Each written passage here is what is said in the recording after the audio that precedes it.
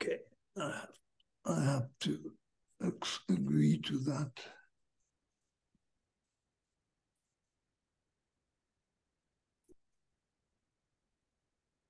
Okay. All right. I'll talk today about adversarial collaboration. And actually, the title should be Anecdotes of Adversarial Collaboration, because I'll be talking mainly about personal experiences with adversarial collaboration. So first, to define the terms, what is adversarial collaboration? Well, it is when two people who disagree about some scientific matter join forces to try to reach agreement, or try to bring their positions closer, or try to understand each other better, with the aim of publishing the output of their work. And then there are various forms that this output, this publication can take, and I'll take you through that in the course of my remarks. So adversarial collaboration, it turns out, is not my idea, although I thought it was. We published it and named it in 2001.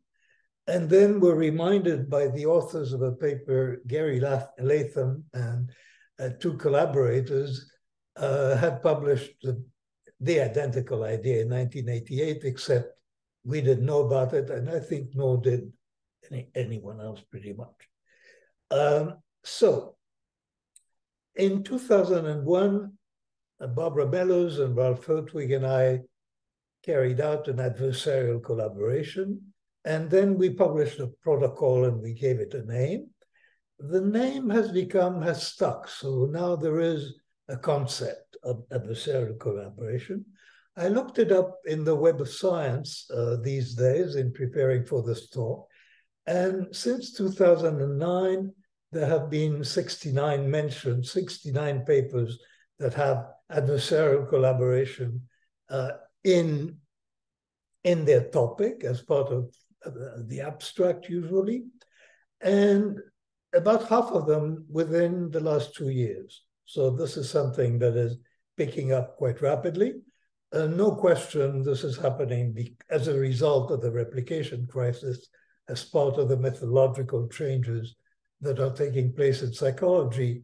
There is some kind of interest, growing interest in adversarial collaboration. Now, I prepared this talk almost 2 years ago. I first prepared it for a meeting of a group that had conducted a large-scale study of the neural correlates of consciousness, and it had attempted to test, it was a collaboration between two theorists with quite different views, Stan Dehaene and Giulio Tononi, and it was designed as a collaboration that involved the two authors, but the research was carried out by a set of other laboratories, including at least one at the University of Tel Aviv under Professor Woodrick, and they invited me to give a talk when they had a meeting of their adversarial collaboration team. So I thought about it, and most of my talk today is just drawn directly from that, but I will add a bit of what I have learned in the intervening 2 years. So my first experience of adversarial collaboration was a little over 40 years ago. And my late wife, Anne Treisman, and I were studying a new paradigm that involved apparent motion and priming. And it was quite a nice paradigm. It's a nice effect. There's a lot of work to do on it, and quite a few studies, and we carried out quite a few studies. It has been followed up since, but Anne and I had many ideas, and we designed a large number of experiments, and most of them succeeded. It was quite a successful paradigm. But there was only one problem, and it was that we didn't agree on the nature of the phenomenon. We had different theories of what attention is, and our theories applied to that phenomenon, and we just couldn't agree. So we had different stories. Now, the difference didn't prevent us from planning and from interpreting experiments, but we found it difficult to construct a coherent story about what we were doing. And then came February. And in February, the invitations for the Economic Society meetings in November used to come in February at that time. And you could give long talks. You could give a talk of 25 minutes and with 5 minutes discussion. So I suggested to Anne, we had a lot of material, let's give 2 talks back to back and take a whole hour. We have enough material for an interesting hour. And Anne said, but we don't agree. And I answered, don't you believe in the scientific method? We'll run an experiment to determine which of us is right, who of us is right. And there's plenty of time between now and November to run critical experiments. One of us must be right, very likely, we'll find out. So we started a cycle of, they used to be called, they still are called, I suppose, critical experiments, except they're less popular than they were then. And the way we did it, mostly, that I would design a study that I believed Anne could not explain. And I would get her to agree that she couldn't explain it. And we would run that study. And then the results would come out as I had predicted. And there I observed for the first time a phenomenon that I called the 15 IQ point benefit. Within minutes of seeing the new results that didn't fit her theory, Anne would find a plausible explanation of why the results were actually entirely compatible with her view after all. Now, Anne was always very clever, but at those moments, she would become quite extraordinary, able to come up with arguments that surprised and silenced me. And so I would go back to the drawing board and design a new experiment, and we would go through the same cycle again. Anne would agree, we would collect results, the result would come out my way, she would find an explanation of why they didn't mean anything, and so on. Now, I'm going to have occasional trouble. Well, I will slow down, and that's because of problems I'm having. Now, I was the aggressor in those games until Anne became exasperated with me, and she designed a critical test of my views. And I agreed to the challenge. The results came in exactly as Anne had anticipated, but it was my turn to get my 15 IQ points, and I rejected the rejection of my theory. That was the end of that particular game.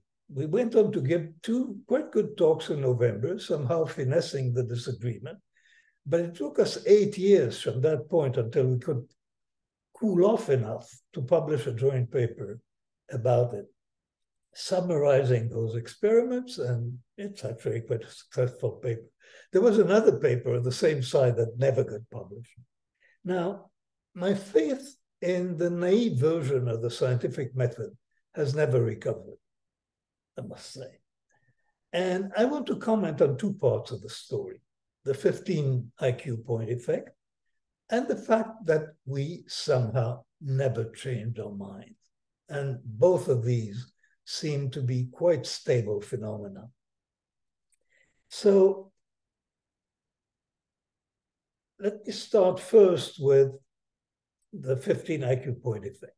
Why is it that one may agree in advance that a particular result is a fair test of one's theory, and then see so much more when the result is known? And any of you, I think, was an investigator, has had that experience. You know, there is a result, it doesn't fit your theory. At first, you're just convinced it won't happen, and if it happens, I'll change my mind. And then it doesn't happen, and it doesn't change your mind. Now, why can't we anticipate that this is going to happen to us? Why can't we anticipate the explanation that we will give to the uncomfortable results when they arrive? And the psychology of this is actually quite straightforward. The normal flow of reasoning is forward from what you believe to a possible consequence. And so when someone proposes a test of your theory, you see whether you can get from your theory to that prediction. And if the opponent proposed that idea, then probably you cannot get from your theory to that prediction. That's what made your opponent like the idea. So it's actually impossible to imagine from the theory going to the prediction. Very difficult. So on the other hand, the result probably follows from the adversary's theory. So the lazy solution is to concede provisionally. And this is what happened in all those exchanges between Anne and myself. Now the situation, the psychological situation, changes when the result is known, because now the result is a constraint. You know the result. It's not a contingent thing. It's a fact. And you can work backward from the result to the theory that you love. And then you see that actually the fit is not so bad after all. There is something wrong with the experiment. The theory was somehow misunderstood. You have a perfectly good story that protects the position. So it is not the case that people refuse to admit that they had been wrong. They were only wrong in failing to see that the experiment didn't prove anything. So they were never wrong, really, about the theory. And this is where the extra 15 IQ points come from. You can explain surprises that you could not anticipate. And this is really part of the overall hindsight phenomenon, but in this case, it's a completely new explanation that you see, so it's sort of more dramatic. When the hindsight phenomenon occurs, you have the impression that you always thought that this was going to happen. This is not hindsight in that sense, because you clearly learn something new. You learn that the uncomfortable experiment was stupid to begin with. So it turns out that this is quite general, and that Anne and I were not the only ones. Now, I was also impressed by the fact that Anne and I somehow never changed our minds about our theories. Now, I had read, philosophy of science, Kuhn and Lakatos, about the robustness of paradigms, but I didn't expect that minor theories would also be impervious to evidence, which our minor theories turned out to be. And it turns out, when you go over those 69 papers, that the experience of minds not changing is a fixture of adversarial collaboration.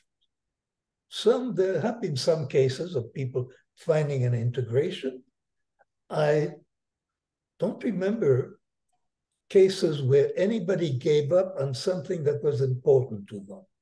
I mean, in a very recent adversarial collaboration, I gave up. I mean, I admitted that I had been wrong, but that in itself is fairly unusual. And it didn't very much matter to me that I had been wrong. If it had mattered to me, I might have fought harder. Now, in fact, the stubborn persistence of challenged belief is a much more general phenomenon. To a good first approximation, and I've been thinking a lot about that in the last few years, people simply don't change their mind on anything that matters. You can start from domains where we know people don't change their minds, like politics or religion. People can stay with occasionally you have a conversion experience, but by and large, people stay stuck with their stories and don't move. Now, and there's an interesting phenomenon, psychological phenomenon here, and I'm curious why it hasn't been studied more thoroughly. Now, when you ask people, why do you believe what you believe? They answer by giving you reasons. And subjectively, the reasons are prior to beliefs.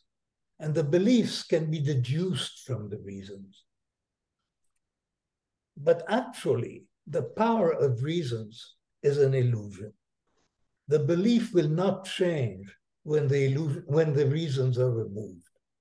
And the causality is actually reversed.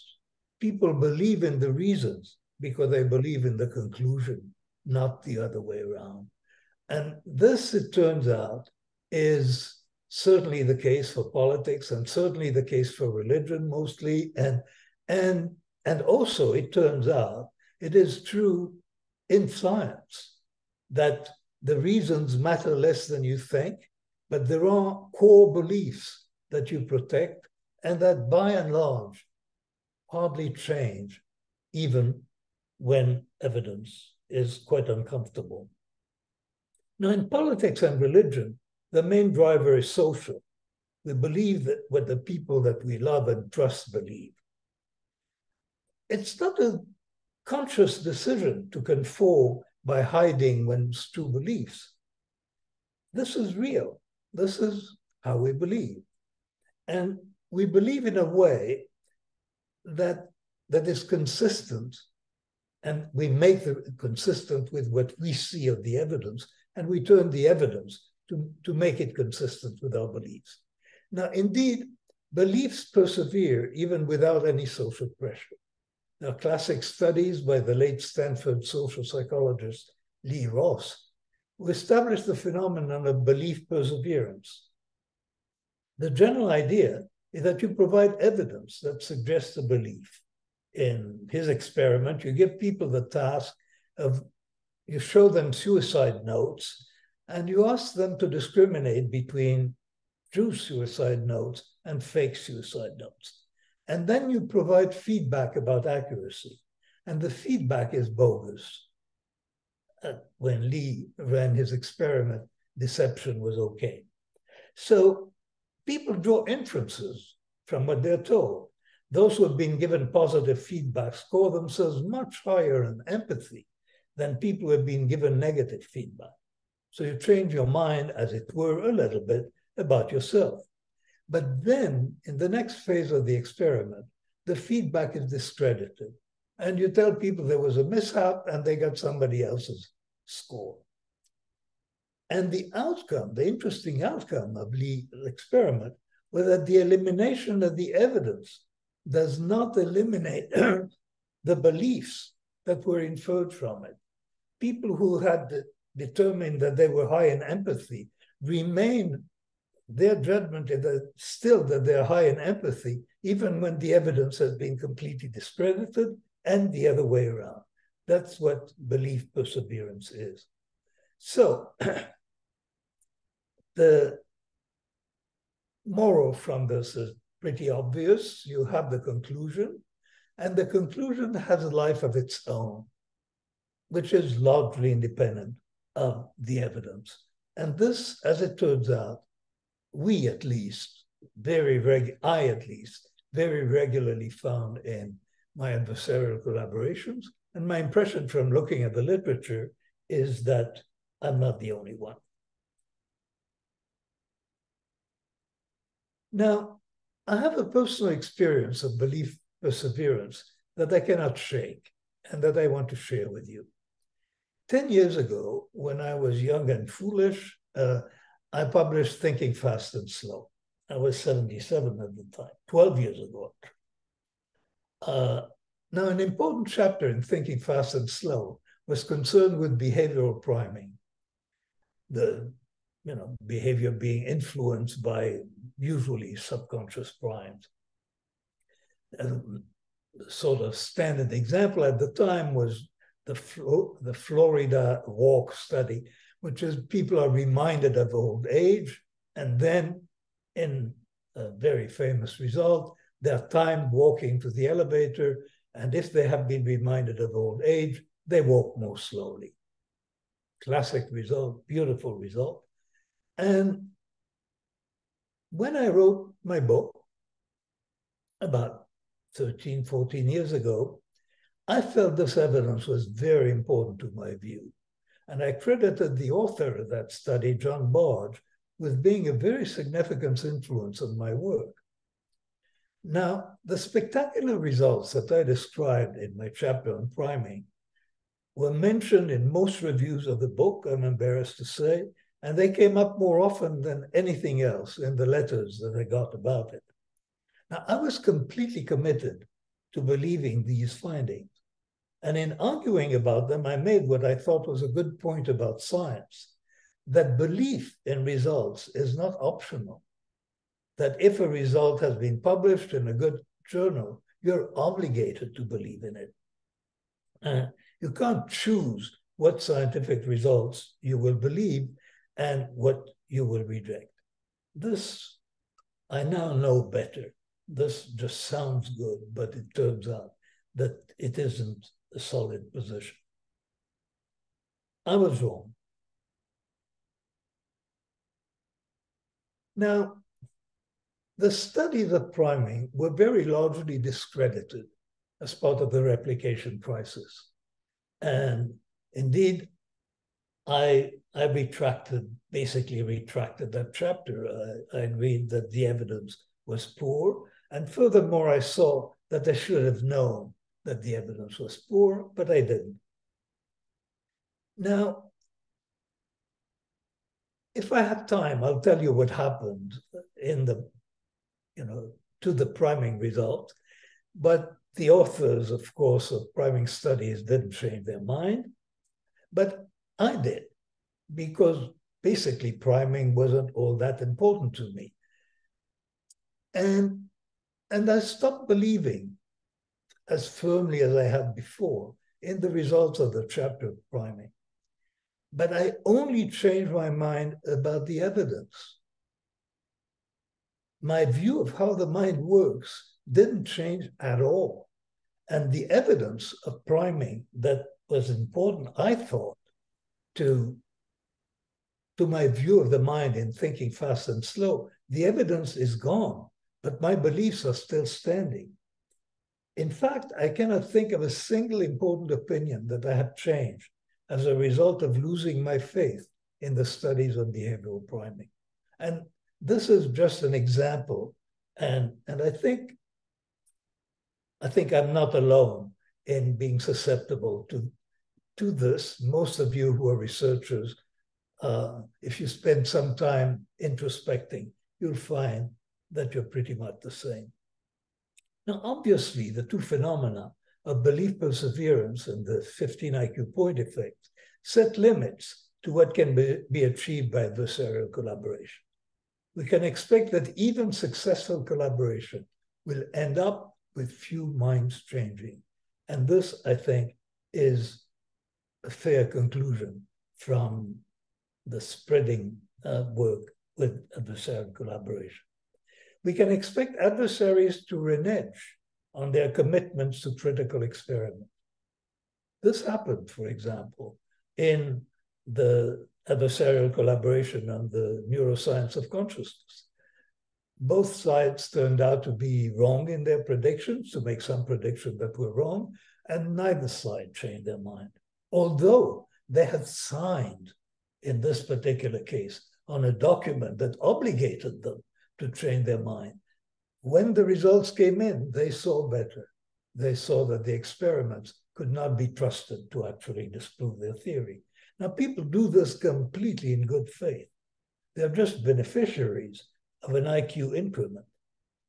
And that's one major phenomenon of adversarial collaboration. Now, if adversarial collaboration doesn't change minds, you may well wonder, what good is it? I mean, why would people engage in that exercise, which is time-consuming and difficult? And I think there are some solid answers why adversarial collaboration should be pursued, even when you can anticipate that people will not change their mind. One of the answers is that adversarial collaboration is an alternative to what I call angry science.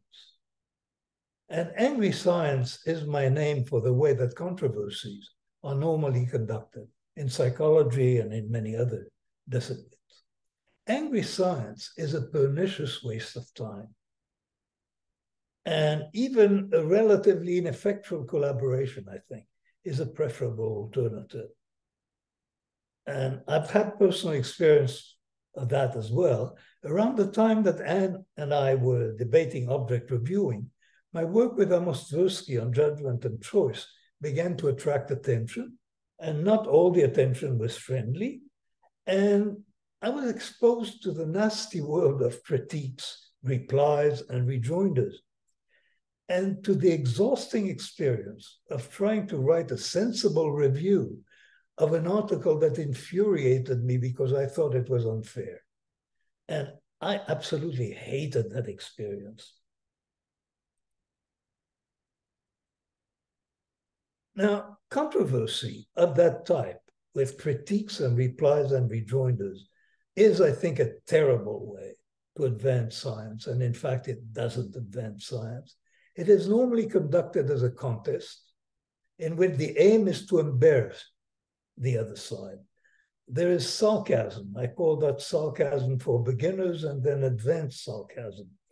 Those things can go on forever. I have a particular critic, Gerd Gigerenzer, who published his first critique of our work 37 years ago, 39 years ago now. I'm reading from my notes of 2 years ago. And he's still not done with me. I mean, he is still working at destroying everything that I believe in. Now, the feature that makes most critiques intellectually useless is that intellectual critiques, and when you read critiques of other positions, look for that. The focus of critiques is the weakest argument of the adversary. It's not the strongest argument, which it should be, the strongest evidence for the position you're against. You destroy the weakest argument, or you try to destroy it. You refute the weakest argument, and then you declare that the entire destruction of the adversary's position. That's the way it's conducted. In replies and rejoinders, it is rare for anyone to concede anything.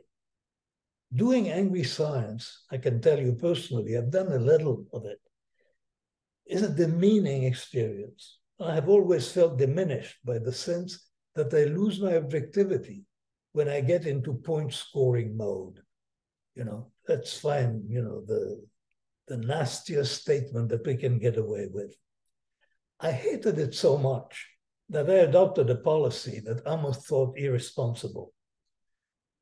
And many years ago, I decided that I would never review a paper that annoyed me. That is, if a paper makes me really angry, I don't review it, I send it back to the editor. Amos thought it was irresponsible, but I think it saved a bit of my mental health.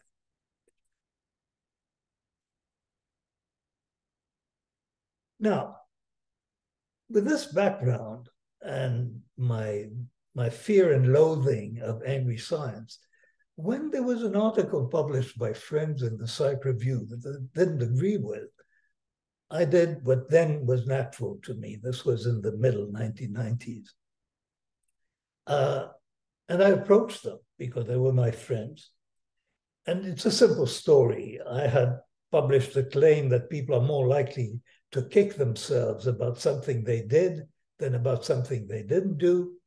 And I had evidence for that. And Tom Gilovich and Vic Medved published a finding that contradicted my belief. And they found that old people spend a lot more time regretting the thing they didn't do than the thing they did, which seemed directly opposite to what I said.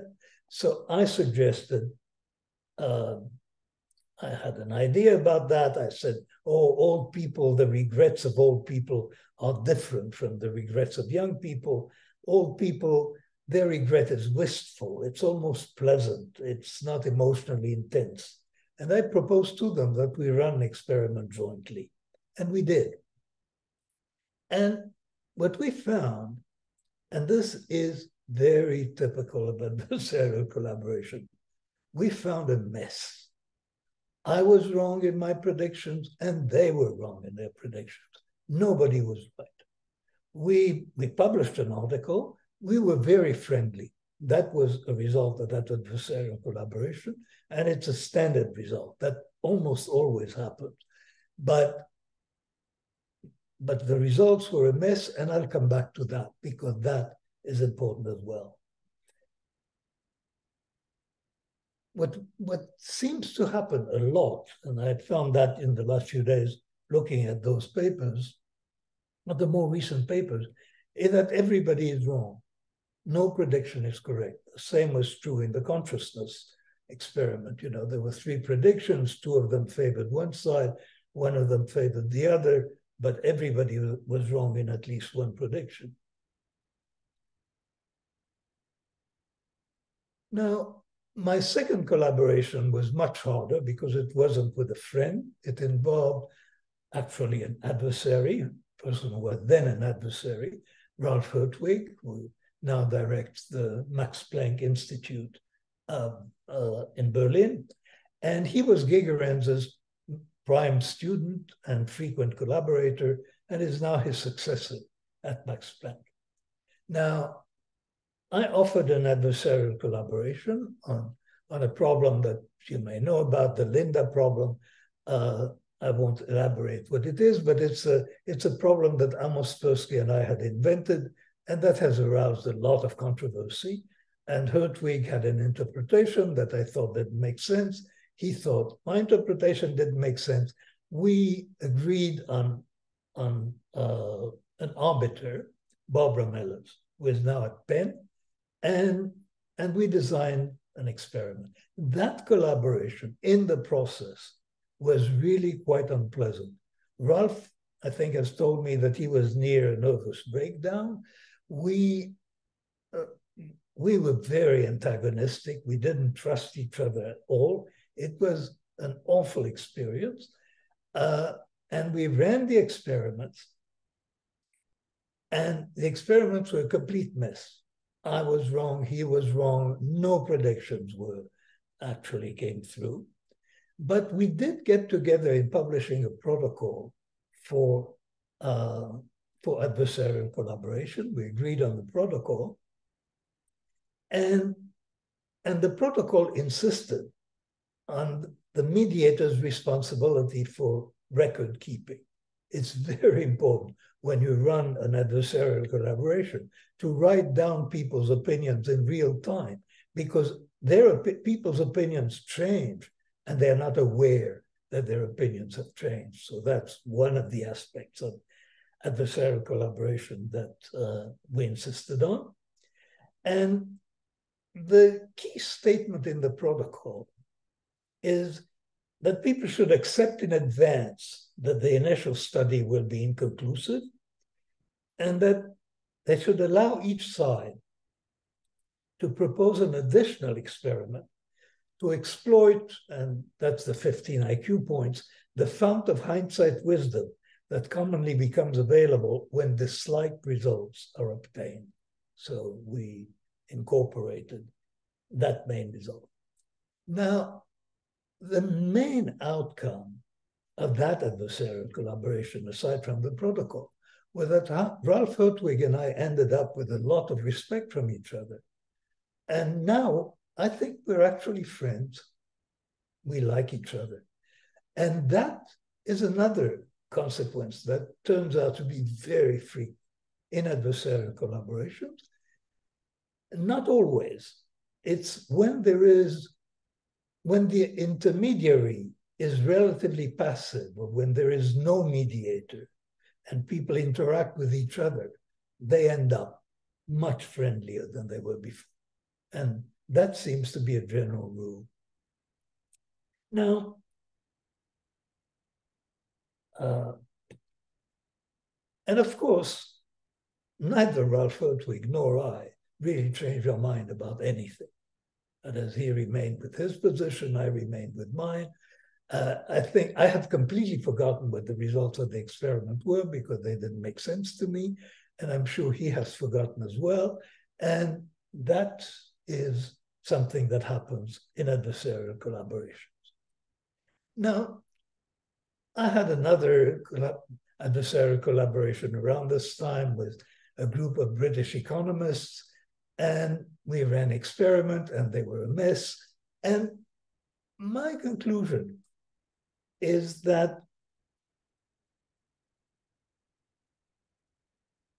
experiments that are designed as part of adversarial collaborations end up making nobody happy. And I think there is a deep reason for this, and that we can learn from this something about science or about psychological science. Now, I also think that it's a good result, by the way. I think that this messiness of result is quite desirable. Now, why does it happen? I believe that it happens because the science that we run, the experiment that we run, are confirmatory. We have a theory and we have an intuition about situations in which our theory will work, and those intuitions are generally correct, and those are the experiments we run. So we run experiments that we present them as tests of the theory. They're not really tests of the theory. They're attempt to produce confirmatory evidence. And we're not fully aware of that, but there is a real bias in that direction. Now, in adversarial collaboration, this type of confirmation bias is blocked because you are running an experiment that has been designed, at least in part, by the other side. So that experiment is not designed to confirm your theory. And then usually, quite often, it doesn't. And it doesn't, and because the experiment is a compromise between two opposing points of view, quite often it doesn't confirm either theory, which tells us something about the quality of the theories that we're working with. But I think it is a very common consequence. Now, I don't think this is bad, necessarily. And it's not good because people become humble and give up on their theory. There is no increment of humility that I have seen as a result of adversarial collaboration. And there isn't even doubt among the participants. They know they have the story. But there is visible doubt. People read adversarial collaborations, and people know that there is something that they're being told that neither of the competing theories is perfect or is good or is able to predict everything. And that, I think, is a net gain. Now, in an ideal world, this would promote humility, but it doesn't.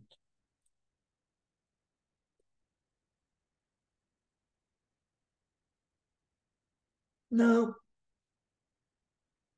this point is, I think, important when we think about adversarial collaboration, that it is, I thought of it naively when Anne and I were starting.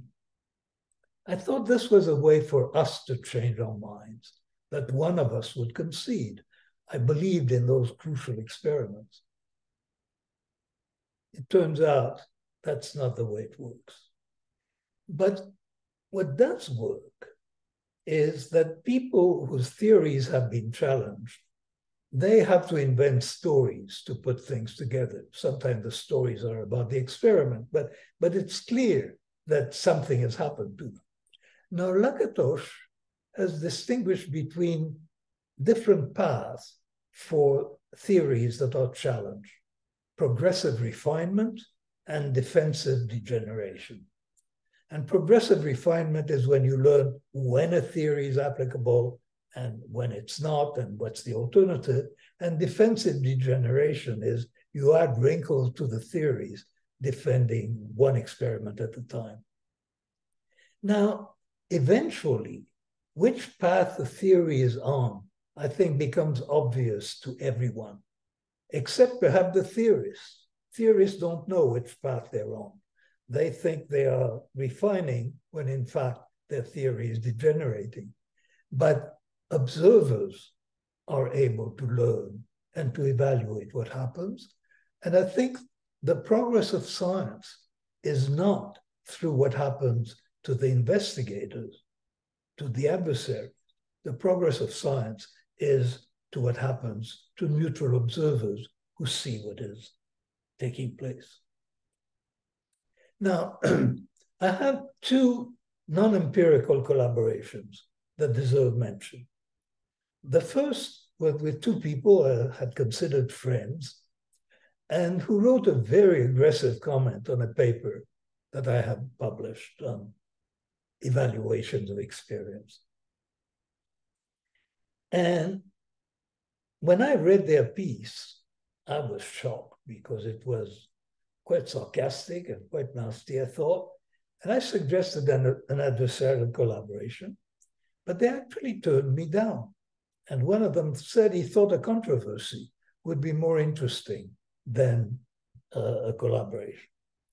So I wasted months doing something I had decided never to do, writing a nasty reply to their critique.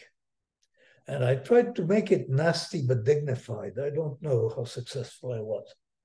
Now, on the day before my reply was due, I decided that this was a horrible idea, and I wrote them. And I pointed out that our exchange, which was to appear in the Journal of General Psychology, a General Experimental Journal, that it would add nothing to our reputations, and that there might be a better way. And I suggested we write an article together. And I suggested a way of writing it, that we would first write everything that we agree on. And then we would write in increasing order our disagreement, and we would write in two voices.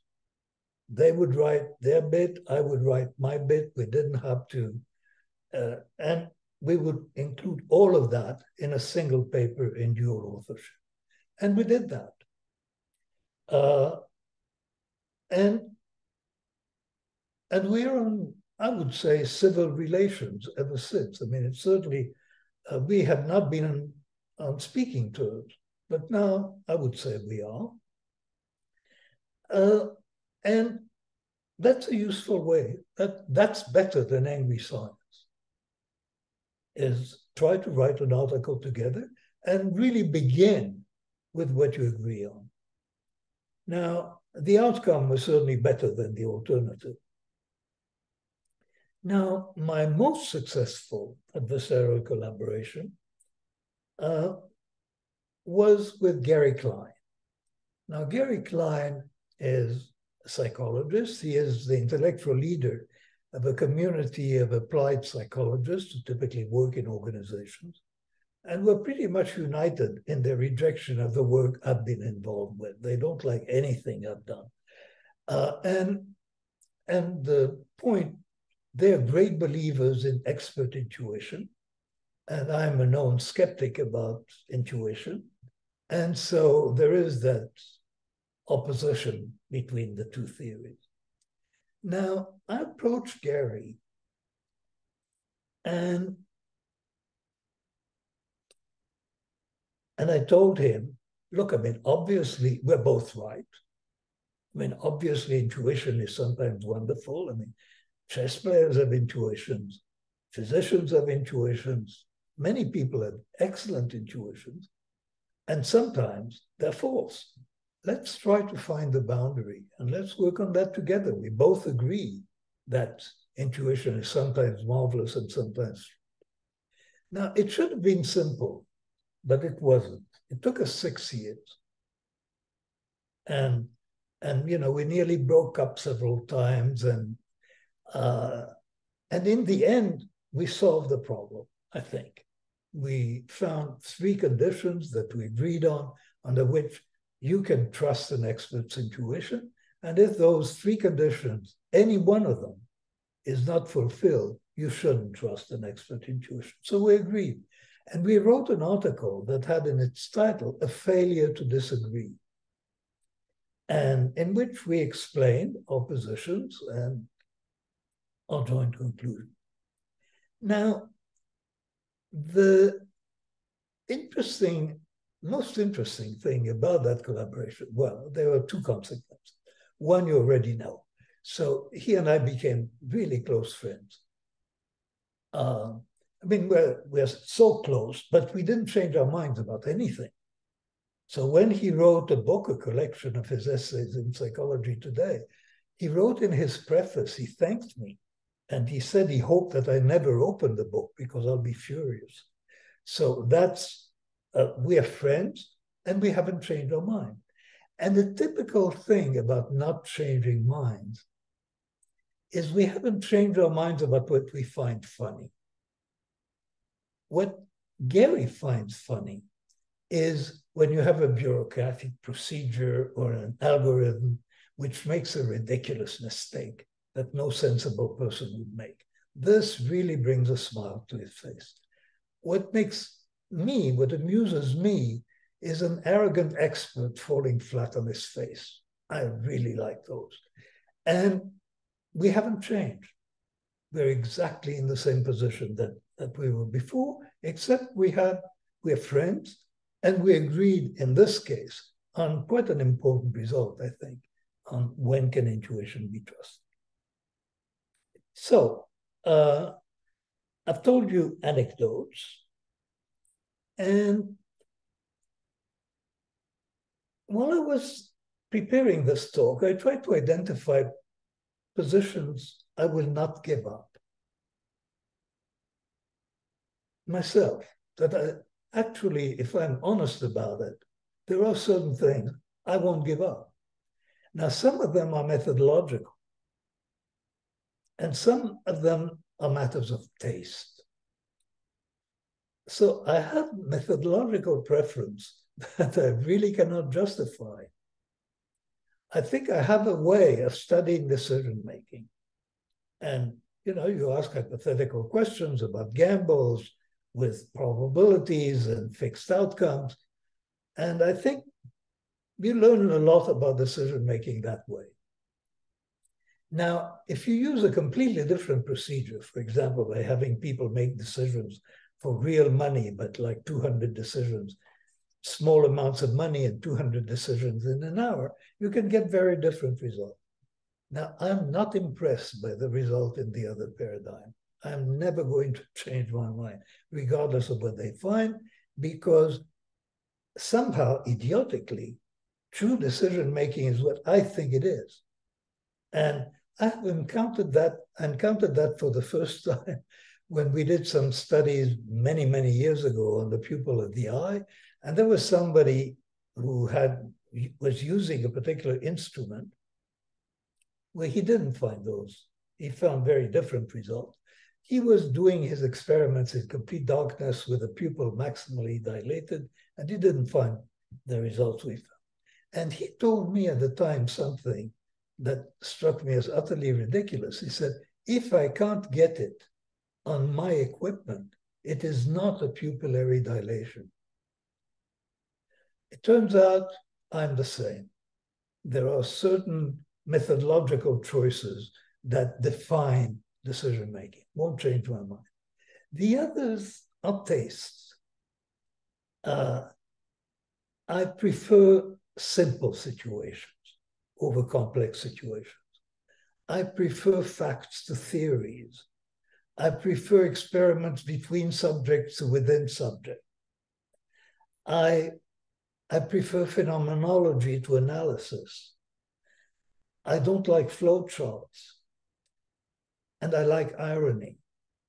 And those are tastes, and they have a very significant influence on my reactions to psychological science.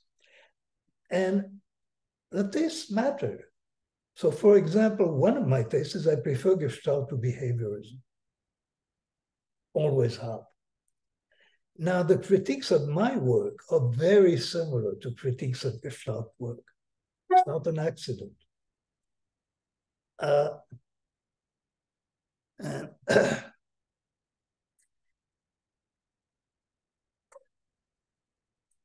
Now, it turns out that when there is opposition between points of view, frequently, it's actually a matter of taste. The tastes are different. And one surprising thing that I have found is that most of my tastes were formed when I was an undergraduate. Because before I went to graduate school, I had a taste in psychology, which hasn't changed, and it's been a long time. Now, let me check how long I have, because, oh, I've spoken too long. Let me tell you, the studies that I have read that use adversarial collaboration generally simply agree, they conform to what I've told you. People become friends, they don't change their mind, they become smarter, all of that. And observers can gain something from watching them. So adversarial collaboration is very different from what I thought it was 40 years ago, but I still think it's somewhat useful. Thank you. Thank you very much, Danny. If you don't mind a couple of questions, I'll ask a quick one, and then hopefully others warming up with their own questions. So what you said about forming your taste early on reminds me what people say about musical taste, that people kind of develop their taste very early and they keep going back to their music. I don't feel about this the same, but it is reminiscent of the same thing. About changing people's minds, you seem to be treating beliefs as an all or none. And I wonder if you leave room for beliefs that are not as strong, because I think rather than asking why don't people change their mind, a complementary question might be what is the basis for the strength of their belief? I agree. I mean, first of all, I should qualify. People don't change their mind, and I hope I've said that, on things that matter to them, on core beliefs. Mm. We change our minds on details all the time. We learn. Learning is changing our minds. But on core beliefs, and it turns out that for theorists, the kinds of people who engage in adversarial collaborations or in critiques, they have core beliefs. They have a lot invested in their theory, and you can pretty safely predict they're not going to give it up. And that is almost all or none, I would say. And there are many factual beliefs. There are many things that people are quite flexible about, certainly in science. But there are core beliefs, and surprisingly, they include scientific theories. And not only in our discipline, this is true in physics and biology as well, that people won't give up. Yeah, but would you think that two individuals that have their own theories all feel as strongly, believe as strongly their own theory and be less open to changes than each other? I mean, I see so much difference. I'm sure there are individual differences. And there are certainly individual differences in the degree of identification of individuals with their own theories. That is, to what extent is the theory part of me and, an integral part of my identity? And I think the more they are part of one's identity as a scientist, if this is what I've spent 30 years of my life doing, I'm unlikely to concede, and nobody should expect me to concede. Yes, I've witnessed this myself as well. Thank you. Okay. Any questions from the audience? Feel free to unmute yourself and ask Danny a question. I'd like to ask a question, please. Go ahead, Adam. So I'm trying to understand why you call it an IQ increment. And when you talk about 15 points, why would you call this IQ? Oh, I know that IQ is now a bad word, but it feels as if you're suddenly smarter. You are able to see something. I mean, in principle, you should be able to see that in advance. That is, when you're considering an experiment, you should be able to anticipate, if the experiment works this way, what will I say then? And you're not able to do it. You're not able to see how you would modify your theory or your view of the experiment in advance. But you're able to see it when it happens. And to me, it felt as if I had suddenly become smarter. Or it felt when it was happening to me with Anne, that suddenly she was even more brilliant than you. I have a question. Yeah. Do you think that you would have reached the same conclusions if you were a physicist or a chemist? The fact that you're a psychologist and your experiments are in psychology, maybe they are designed in a way that they cannot be as conclusive as in physics, for example. What do you think? You think the same phenomena could emerge among physicists?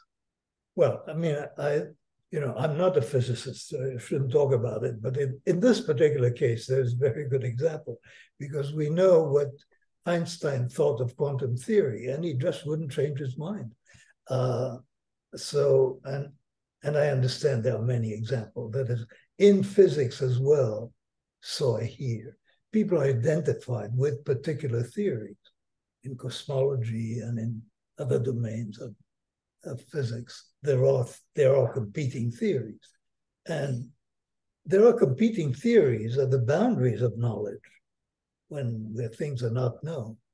And I know, at least from that example, that it's not different there, but certainly we are highly vulnerable to that because we're psychologists and we're studying a domain in which our theories are vague and common sense competes with our theories. And so we are particularly vulnerable to it, but I don't think we're alone.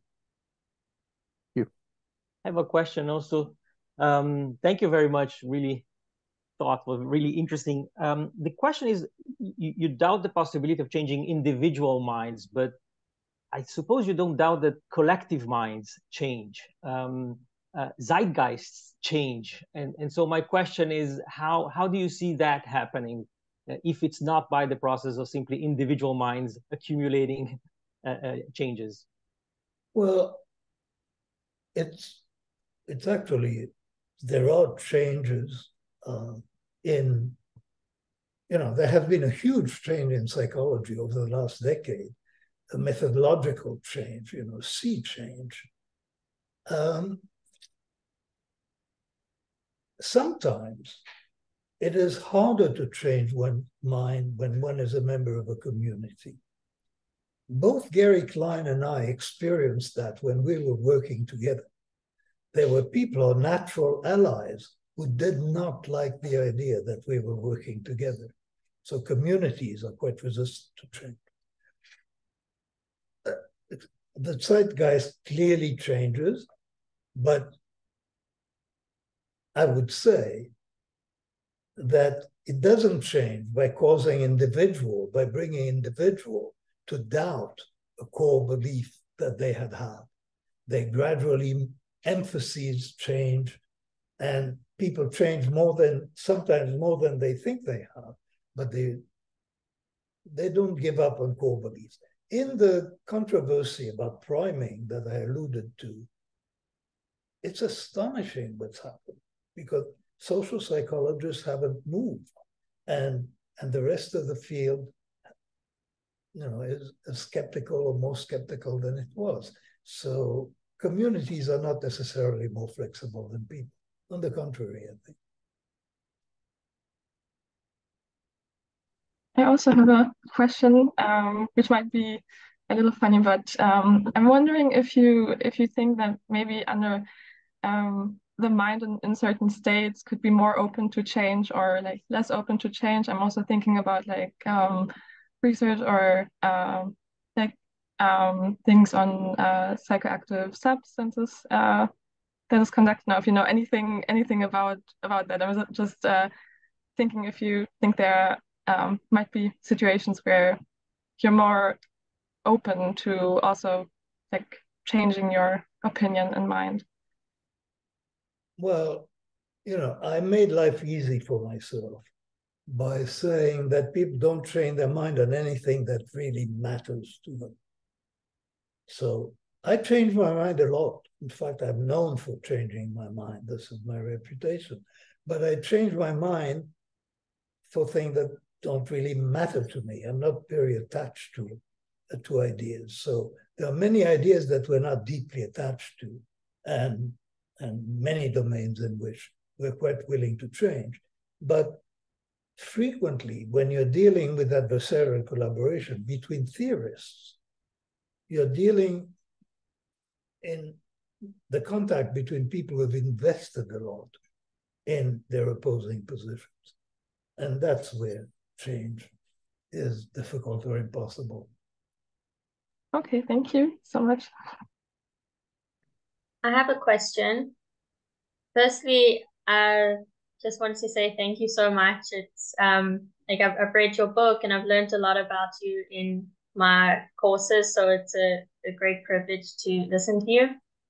And I was wondering if there's a connection between why it's so difficult for us to change our beliefs and the endowment effect, where our beliefs could be likened to an item that we own, and we value items that we own much more than items that don't belong to us. So I'm wondering if there's some sort of connection where we cling so tightly to these beliefs because they're our own beliefs, or even if they're not our own beliefs, I'm thinking it's a belief that's been, whether it's in science or religion or politics, a belief that's been so deeply entrenched in our minds from a young age, or even if it's in science from courses or researchers, and it makes it much more difficult to seek out other evidence and other research, and kind of goes hand in hand with the confirmation bias. Well, I don't see a useful connection to the endowment effect. I mean, the idea that beliefs are possessions and that beliefs are parts of one's identity, those ideas are, I think, familiar to social psychologists. Connecting, people don't like to train their mind, and they don't like to give up things. And whether it's how useful it is to view that as one phenomenon, I doubt it, because at least my technical definition of the endowment effect would not apply to changing one's mind.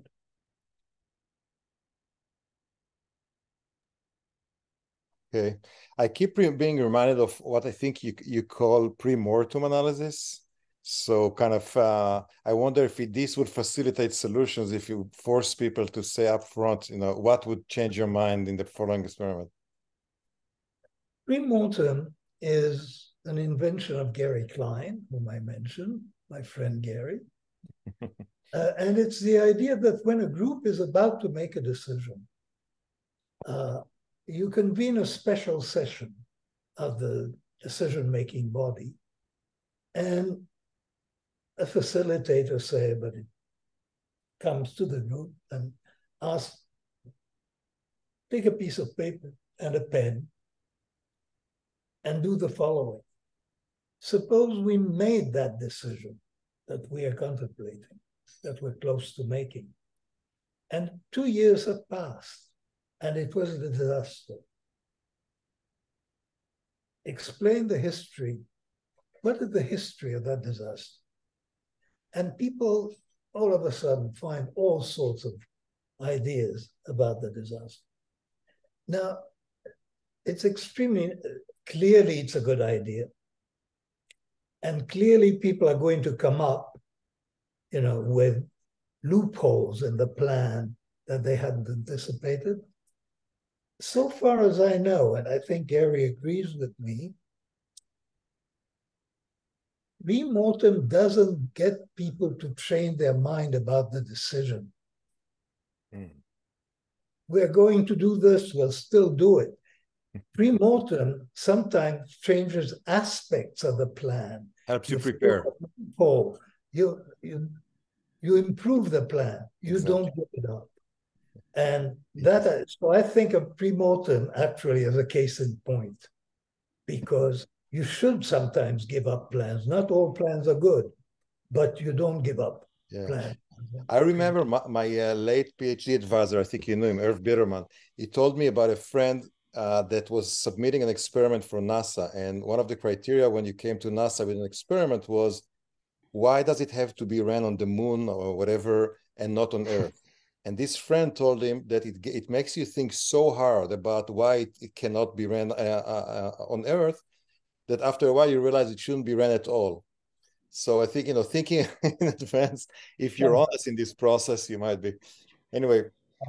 And it's very interesting that there is really, I think, in decision making, there is a point of no return where you're not going to give up the plan. And, you're going to modify it, but not give it up. Yeah. Okay, we've taken a lot of your time. I really appreciate it. We all appreciate it. And take good care of yourself. And thank you very much for sharing this with us. Bye-bye. Bye-bye. Bye.